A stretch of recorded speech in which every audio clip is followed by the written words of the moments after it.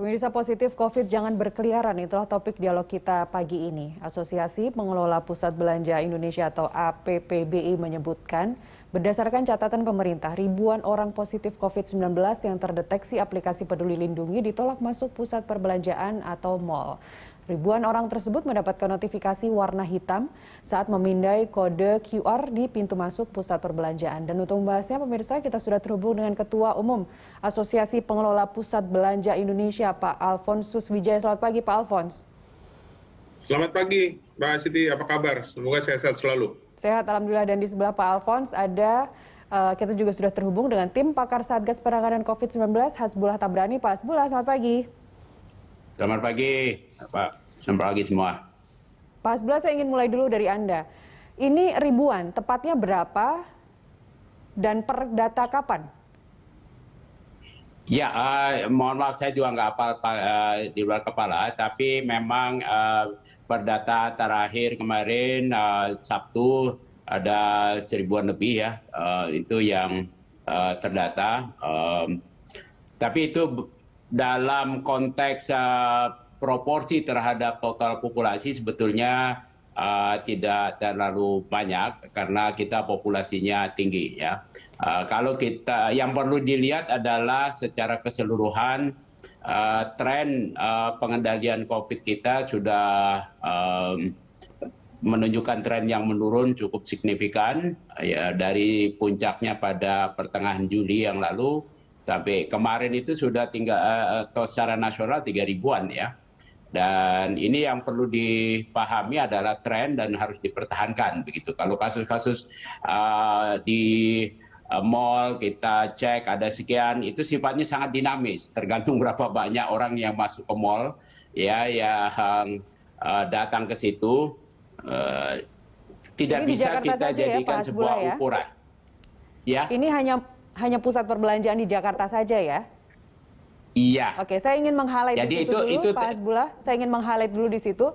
Ini kan indikator yang ditunjukkan ketika kita QR di Peduli Lindungi ini ketika mau masuk mall, itu warnanya hitam. Hitam itu kan artinya, koreksi kalau saya salah, hitam itu artinya positif COVID-19 dan kontak erat, atau positif COVID-19, atau sebenarnya dia belum positif, dia hanya ada kontak erat saja dengan pasien COVID-19. Jadi bukan orang yang terdeteksi positif COVID-19.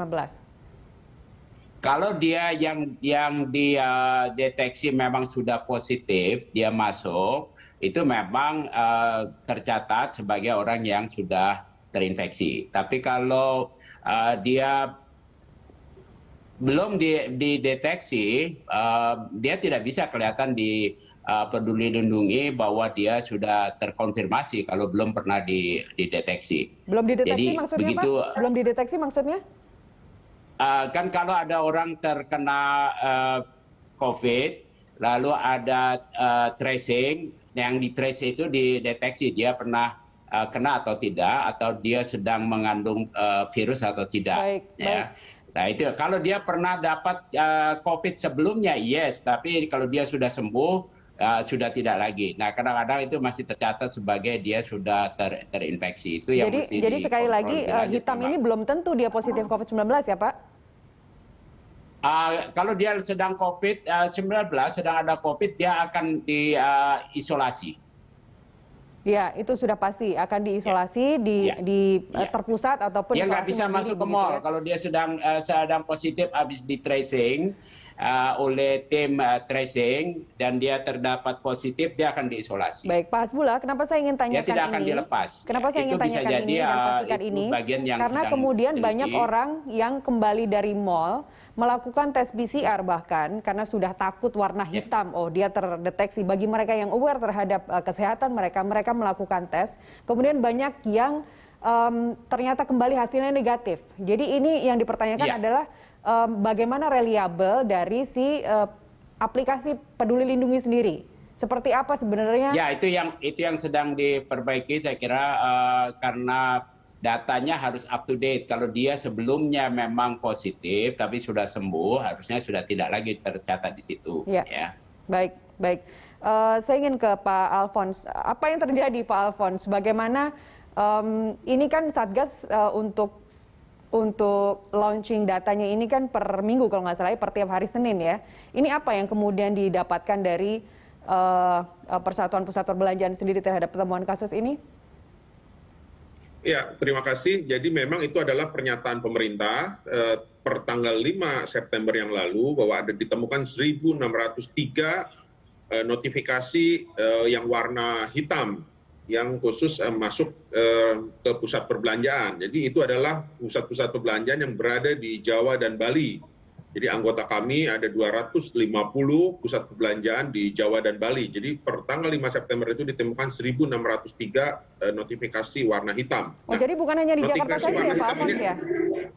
Kenapa? Ini data bukan hanya di Jakarta saja berarti 1.600 sekian ini kan? Jawa dan Bali. Iya, Oke. Jawa dan Bali. Jadi itu adalah notifikasi warna hitam itu kan tidak boleh dilarang masuk ke pusat perbelanjaan. Nah, sebetulnya ada catatan terhadap kejadian ini. Pertama adalah ini menunjukkan bahwa pusat perbelanjaan bisa mencegah, bisa mendeteksi mereka-mereka yang positif, khususnya yang warna hitam ini, untuk masuk ke pusat perbelanjaan. Sehingga menunjukkan bahwa pusat perbelanjaan semakin hari semakin aman dan sehat, karena tidak bisa diterobos oleh orang-orang yang tidak memenuhi syarat untuk masuk ke pusat perbelanjaan. Namun yang jadi pertanyaan adalah kenapa orang-orang ini bisa berkeliaran, bahkan bisa sampai mau masuk ke pusat perbelanjaan. Jadi saya kira ini yang menjadi harus perhatian. Dan kemudian juga setelah ditolak dari pusat perbelanjaan, kemana mereka ini pergi? Ini kan bisa saja mereka berkeliaran masuk ke fasilitas-fasilitas yang sampai saat ini belum memiliki kemampuan untuk bisa mendeteksi dan juga sekaligus menolak orang-orang ini. Dan itu sangat banyak Pak, dan itu masih sangat banyak. Perkantoran, iya, betul. kemudian jadi pasar-pasar. Saya kira itu yang sangat betul, itu menjadi yang sangat penting. Bukan masalah ditemukannya di pusat perbelanjaan atau dideteksi di pusat perbelanjaannya, tetapi menurut saya yang jauh lebih penting adalah memastikan bahwa orang-orang ini tidak berkeliaran lagi. Karena kalau sampai dengan orang-orang ini berkeliaran terus, ini membuat sulit semua sektor usaha. Jadi pihak-pihak lain yang tidak memiliki kemampuan seperti pusat perbelanjaan untuk mendeteksi mereka, sehingga ini sangat riskan sekali. Dan rasanya ini yang dikhawatirkan oleh kita semua. Akhirnya nanti akan ada kebijakan mal ditutup lagi, restoran tidak bisa dine-in lagi, ekonomi lesu lagi. Itu yang dikhawatirkan. Saya paham. Saya ingin kembali ke Pak Hasbullah. Jadi pertanyaan dari Pak Alfons tadi, Pak Hasbullah, boleh dijawab sekaligus. Kenapa ini bisa terjadi? Apa yang ditangkap oleh Satgas? Ya, ini yang kita ingin cari. Kalau dia memang tadi misalnya Mbak katakan ternyata dia pergi ke pusat, dia periksa ternyata negatif. Ini jangan-jangan catatan waktu lama, karena kalau dia masih positif, tidak dilepas dari isolasi mandiri, ya. Tapi bisa saja ada pencatatan yang masih belum terkoreksi, sehingga kasusnya yang sebelumnya dia positif, masih tercatat positif, padahal dia sudah tes negatif, tidak terlaporkan. Itu kemungkinan besarnya. Oleh karena itu diperlukan double periksa, ya. Selain di Peduli Lindungi, tetap ada periksa suhu. Kalau dia masih positif, kalau bekas yang positif, dia mestinya tidak lagi suhunya tinggi. Kalau dia belum diperiksa tiba-tiba positif, karena Peduli Lindungi tidak melakukan tes PCR, tidak mendeteksi adakah seseorang punya virus atau tidak. Peduli Lindungi hanya mengakses catatan pada catatan Satgas tentang orang-orang yang pernah terinfeksi, yang pernah positif, sudah sembuh atau tidak sembuh. Nah, itu bagian yang namanya bug, ya, di dalam software. Kadang-kadang terlewatkan dalam terdeteksi. Ini yang kita harus cari jawabannya memang. Ya. Baik, jadi kesimpulan Anda ini adalah mereka sebenarnya yang memang positif COVID-19, mereka tahu bahwa dirinya positif, tapi karena menjalani isolasi mandiri tidak ada pengawasan dari siapapun, akhirnya bisa pergi ke pusat perbelanjaan. Itu kesimpulan dari Satgas, ya. Meskipun, betul Pak Hasbullah, ya, meskipun suhu rasanya sudah tidak relevan lagi Pak, karena banyak kemudian teman-teman yang saya kenal, keluarga yang saya kenal yang positif, tapi kemudian tidak menunjukkan hanya demam ringan begitu, suhunya pun diukur juga 35, 36. Rasanya itu tidak relevan lagi untuk suhu. Tapi oke, ini akan perbaikan Ya, ke depan. betul. Pak Hasbullah, kemarin Pak Luhut mengatakan bahwa pemerintah akan menindak orang yang masuk kriteria hitam peduli lindungi yang masih berusaha untuk melakukan aktivitas di area publik dengan membawa mereka ke dalam isolasi terpusat. Ini pernyataan dari Pak Luhut begitu. Ini seperti apa, Pak? Satgas apakah sudah mendapat informasinya? Skenario seperti apa? Akan melalui apa? Apakah kita akan terlalu tinggi imajinasinya mungkin kalau kita akan ngikutin Tiongkok yang pakai drone untuk selalu mengecek mereka yang sedang menjalani isolasi mandiri, atau mungkin kita ikut-ikutan Singapura misalnya yang selalu mereka yang isolasi mandiri itu selalu pegang handphone, jadi handphonenya selalu standby. Ya, kalau model Singapura kita belum sampai ke situ. Tapi yang jelas kalau seseorang dideteksi dia hitam, dia terindikasi kemungkinan besar dia masih mempunyai virus belum sembuh, dia ditolak, itu sudah bagian penting. Bisa jadi penolakan itu keliru, tapi lebih baik keliru menolak orang masuk ke mal daripada membiarkan masuk ke mal yang membahayakan orang lain. Nah, kalau dia ditolak, dia silakan melakukan PCR atau dia orangnya akan bilang, wah saya sebetulnya sudah sembuh. Oke, cek lagi. Kalau ternyata masih PCR, dia harus diisolasi yang terkontrol. Kenapa? Kita evaluasi di masa yang lalu, isolasi mandiri yang di rumah tidak terkontrol, tidak tersentralisasi, tidak ada yang ngawasin, itu yang terjadi bisa kemudian belum diperiksa lagi, dia sudah negatif, dia sudah berkeliaran. Atau dia memang sudah negatif, tetapi tidak dilaporkan periksa negatif, sehingga masih tertulis seolah-olah dia masih positif. Jadi memang harus dicek kembali, dipastikan kalau dia ditolak, tandanya dia harus periksa. Kenapa saya ditolak? Kalau Anda memang sudah merasa sembuh, dibuktikan di PCR-nya.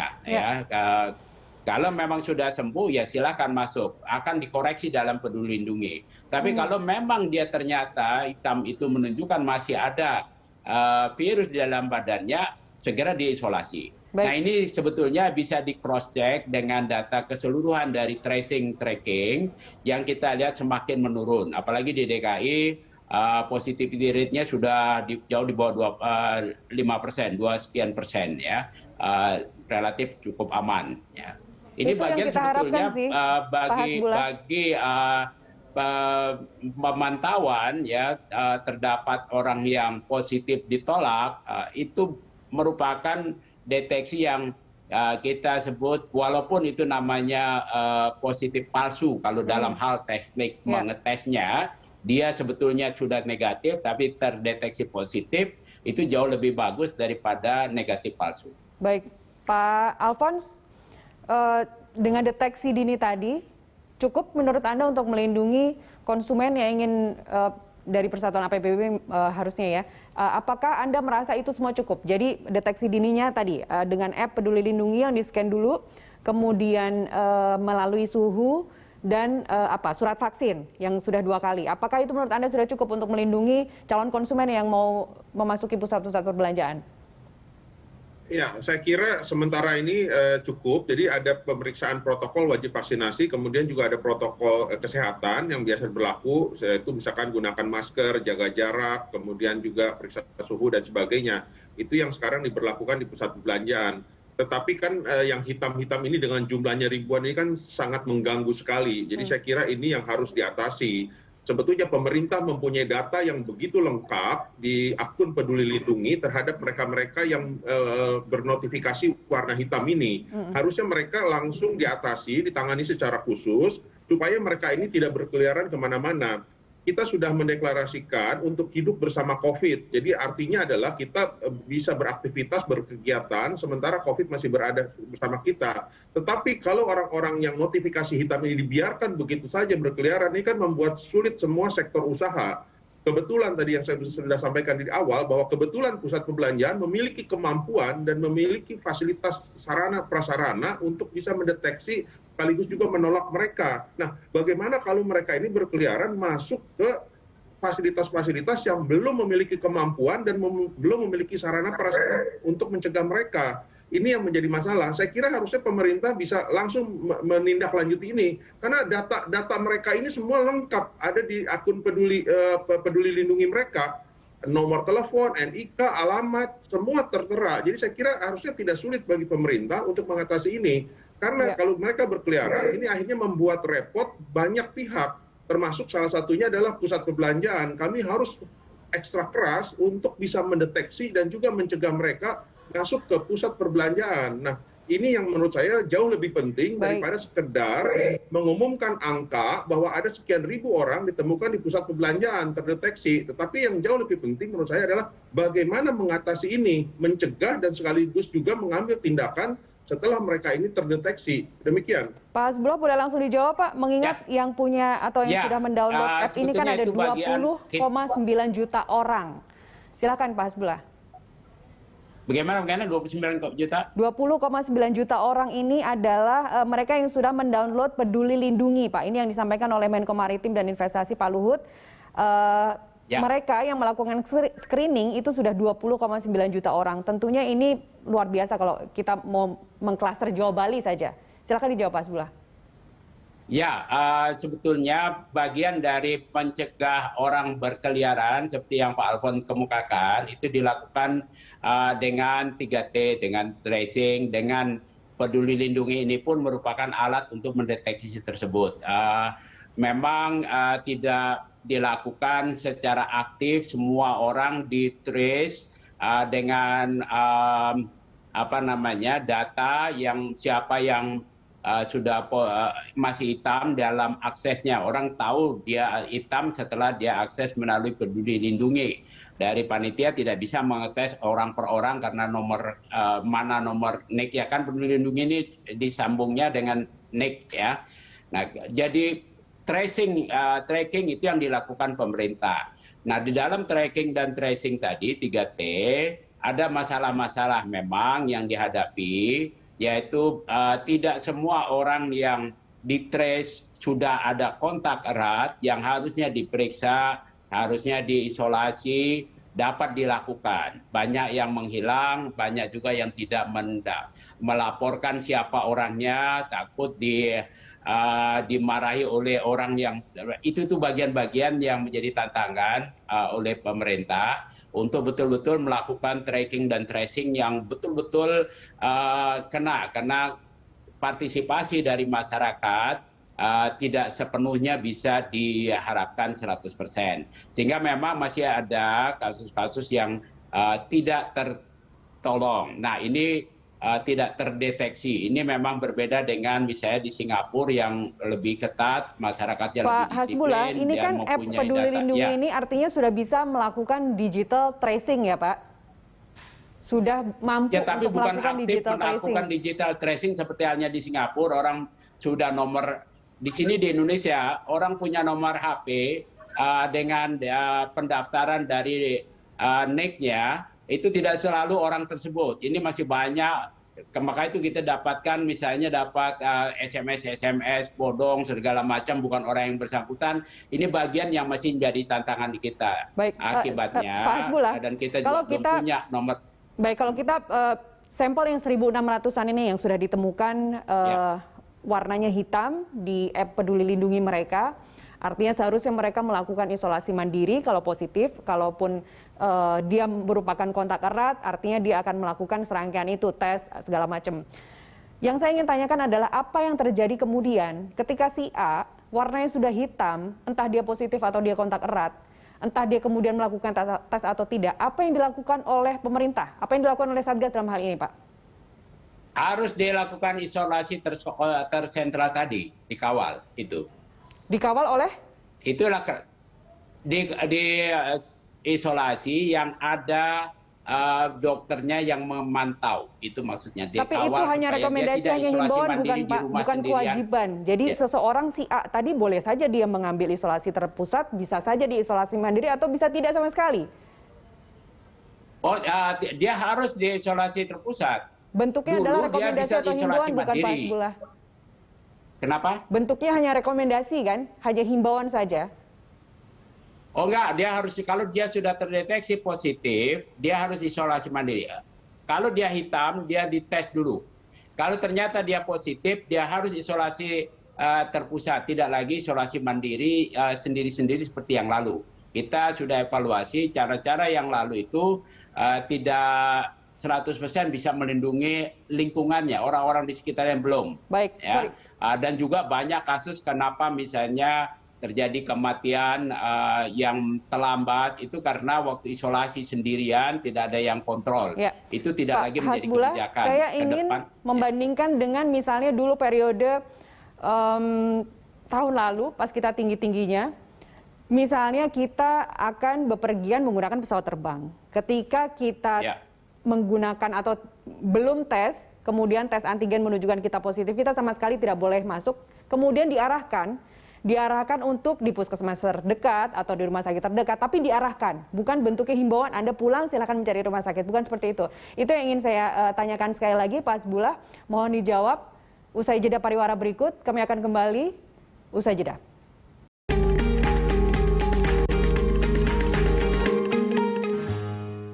Ya, kita lanjutkan dialog. Saya masih bersama Ketua Umum Asosiasi Pengelola Pusat Belanja Indonesia, Pak Alfonsus Wijaya, dan tim pakar Satgas Penanganan COVID-19 Hasbullah Tabrani. Saya ingin ke Pak Hasbullah. Jadi Pak Hasbullah, siapa yang menurut Anda yang bertanggung jawab terhadap mereka yang tadi kalau sudah di-scan QR ketika mau masuk mall, warnanya hitam begitu. Kemudian harusnya melakukan isolasi mandiri atau isolasi terpusat begitu. Siapa yang semestinya bertanggung jawab terhadap hal itu?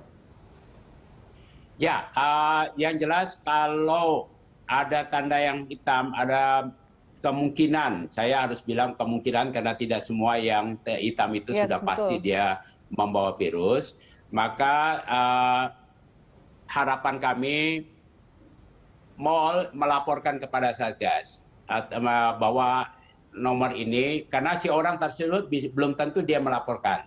Sehingga itu kemudian bisa ditindaklanjuti dengan diperiksa ke puskesmas untuk kalau positif dia harus diisolasi tersentral.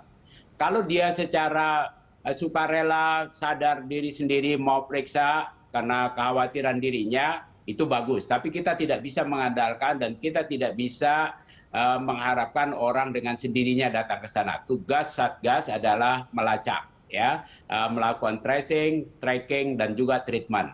Tapi tentu saja Satgas petugas melakukan 3T tadi kalau sudah ada kasus yang terdeteksi. Ya, yang tidak terdeteksi tidak mungkin kita memantau semua orang, ya, karena kemampuan IT kita memang belum sampai di situ. Lain dengan di Singapura yang sudah HP di antara 1-2-nya bisa di-connect dan sebagainya. Tapi bukan berarti itu tidak bisa ditingkatkan kan Pak? Kalau petugas mall melaporkan orang ini, dari kami, dari Peduli Lindungi tentu mendeteksi juga siapa yang terdeteksi hitam. Itu akan dikejar. Tentu kan mengejarnya nggak mungkin orang dikejarin satu-satu. Ada interaksi atau partisipasi kesadaran kedua pihak untuk menyadari bahwa kita harus kontrol ini, gitu. Baik, dengan keterbatasan teknologi, tapi itu tidak berarti bukan berarti tidak bisa ditingkatkan begitu. Kita sama-sama menunggu apa kemudian nantinya implementasi yang akan ataupun app yang akan diaplikasikan untuk menindak orang yang masuk kriteria hitam Peduli Lindungi. Kita sama-sama menantikan itu, Pak Hasbullah. Tidak ditindak, tetapi bagaimana bukan tindak lanjutnya, karena konotasi tindak seolah-olah kayak ada sanksi dan sebagainya. Ini saya mengkuat Pak Luhut, Pak Hasbullah. Ya, tapi bukan orangnya yang salah. Dia mempunyai potensi, punya kemungkinan ada virus. Kalau dia ada virus, tindakannya adalah dia diisolasi, begitu. Bukan ditindak sebagai seolah-olah dia orang yang melanggar aturan, bukan itu. Ya. Baik, Pak Alfons, untuk surat vaksin ini akan menjadi syarat kedua begitu ya, selain prokes ketika mau memasuki pusat perbelanjaan atau mall begitu. Tentu saja selalu ada celah di situ. Tapi kalau kita melihat surat vaksin misalnya yang harus dijadikan standar, kita ini yang sudah vaksin, sudah 2 kali vaksin itu di bawah 20%. Kemudian yang baru 1 kali vaksin itu belum sampai 40%. Anda merasa ini ya mau nggak mau ya, ini tetap bisa dipakai untuk dasar? Ya, jadi saya kira memang Peduli Lindungi ini sangat efektif jika memang diberlakukan khusus di kota-kota ataupun tempat-tempat wilayah yang tingkat vaksinasinya sudah tinggi, seperti di DKI Jakarta ya. Jadi kan tingkat vaksinasinya bahkan sudah lebih dari 100%. Jadi saya kira ini akan menjadi efektif. Nah, akan menjadi kendala di lapangan jika diberlakukan di wilayah-wilayah yang tingkat vaksinasinya belum tinggi.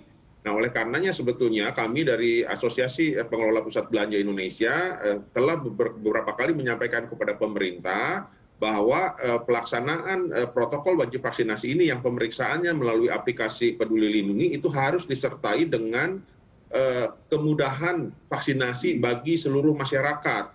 Kemudian juga dijamin ketersediaan, memastikan ketersediaan vaksin khususnya di daerah-daerah yang tingkat vaksinasinya masih sangat rendah. Jadi ini menjadi sangat penting. Kemudian ada 3 hal tadi. Jadi satu adalah ketersediaan vaksin, 2 adalah kemudahan masyarakat untuk bisa melakukan vaksinasi, kemudian juga kehandalan dan kecanggihan dari aplikasi Peduli Lindungi. Kalau ketiga hal ini tidak bisa dipastikan, maka ini akan menjadi sia-sia. Jadi khusus tapi untuk beberapa kota besar memang ini sudah bisa efektif seperti contohnya Jakarta. Tetapi banyak daerah-daerah wilayah yang tingkat vaksinasinya masih sangat rendah, bahkan sangat sulit mendapatkan vaksin. Jadi saya kira ini yang harus mendapat perhatian dari pemerintah. Kemudian juga tadi saya ingin menanggapi masalah tindak lanjut terhadap orang-orang yang notifikasi warna hitam. Jadi saya kira sampai dengan saat ini pemerintah masih belum memiliki SOP terhadap orang-orang tindak lanjut terhadap orang-orang ini. Pusat perbelanjaan tidak memiliki kewenangan secara hukum. Kemudian pusat perbelanjaan juga tidak memiliki keahlian medis untuk menangani orang-orang ini. Jadi saya kira ini tidak bisa diserahkan kepada pusat perbelanjaan. Karena pertama tadi tidak ada dasar hukumnya dan kemudian juga tidak ada keahlian secara medis. Bagaimana jika terjadi sesuatu bila kami menahan orang-orang ini? Sedangkan orang-orang ini kan tidak bisa masuk ke pusat perbelanjaan karena notifikasinya hitam. Jelas-jelas yang warna hitam tidak boleh masuk ke dalam pusat perbelanjaan. Apakah kami harus menahan mereka di depan pusat perbelanjaan? Di halaman di depan pusat perbelanjaan kan tidak mungkin kami menahan mereka di sana. Bagaimana kalau kami menahan tiba-tiba terjadi sesuatu terhadap mereka? Kami tidak mempunyai keahlian medis untuk hal ini. Jadi saya kira ini pemerintah yang harus mengatasi ini. Jangan membiarkan mereka berkeliaran. Pemerintah mempunyai data yang sangat lengkap di akun mereka. Begitu hitam tanpa perlu masuk ke pusat perbelanjaan, begitu hitam langsung ditindaklanjut sebelum mereka berkeliaran. Jadi saya kira saya sebenarnya harus menutup dialog ini, tapi karena tadi Pak Alfons memberikan begitu banyak catatan dan sangat mendetail terhadap pemerintah, kita punya Satgas. Pak Hasbullah boleh dijawab, tapi singkat saja Pak sekaligus menutup. Silakan Pak Hasbullah, saya kasih Anda hak jawab dulu. Ya, baik. Memang bukan tugasnya pusat perbelanjaan untuk menangani atau menindak. Peduli Lindungi syarat masuk ke pusat perbelanjaan dengan vaksinasi dengan Peduli Lindungi itu adalah screening out, tidak menjadi penularan di dalam pusat perbelanjaan. Ya, bukan tugasnya pusat perbelanjaan.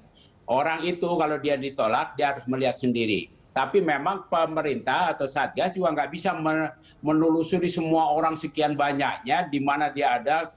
Tidak bisa juga. Baik. Saya setuju di daerah-daerah kota kecil ini bagian tantangan pemerintah dengan Pemda-Pemda yang bertugas melakukan vaksinasi untuk melakukan vaksinasi lebih cepat.